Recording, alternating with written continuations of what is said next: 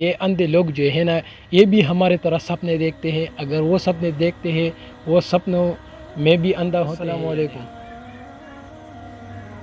وعلیکم السلام محمد عادل، کیسے ہیں آپ؟ میں ٹھیک ہوں، آپ کیسے ہو؟ میں بالکل ٹھیک ہوں، شکریہ. آپ کی کیا مصروفیات چل رہی ہیں آج کل دبئی میں؟ بس الحمدللہ سب کچھ ٹھیک ٹھاک ہے اور اللہ کا رحم ہے. ماشاء اللہ، یہ سن کر خوشی ہوئی. اللہ آپ کو ہمیشہ اپنے حفظ و امان میں رکھے. دبئی میں نئے تجربات کیسے جا رہے ہیں؟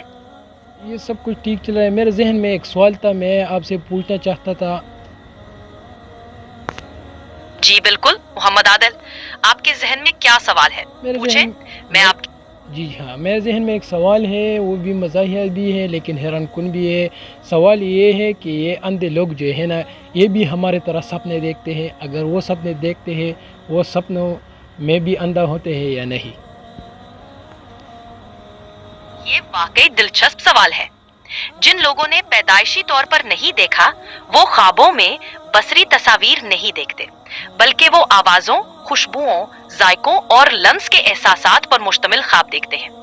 لیکن جن لوگوں نے زندگی کے کسی مرحلے پر بینائی کھوئی ہو وہ اپنے خوابوں میں تصاویر دیکھ سکتے ہیں اور عموماً ویسے ہی خواب دیکھتے ہیں جیسے وہ جاگتے ہوئے دیکھتے تھے. اوکے.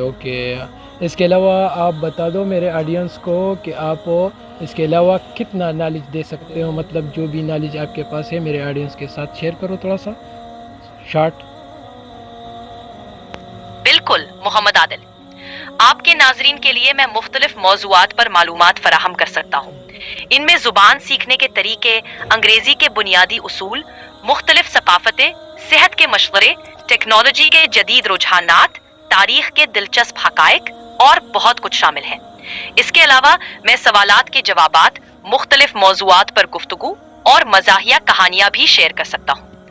آپ کے ناظرین کو کس موضوع پر زیادہ دلچسپی ہو سکتی ہے؟ اوکے، انشاءاللہ میں آڈینس سے پوچھ کے پھر آپ کے ساتھ گپ شپ لگاؤں گا.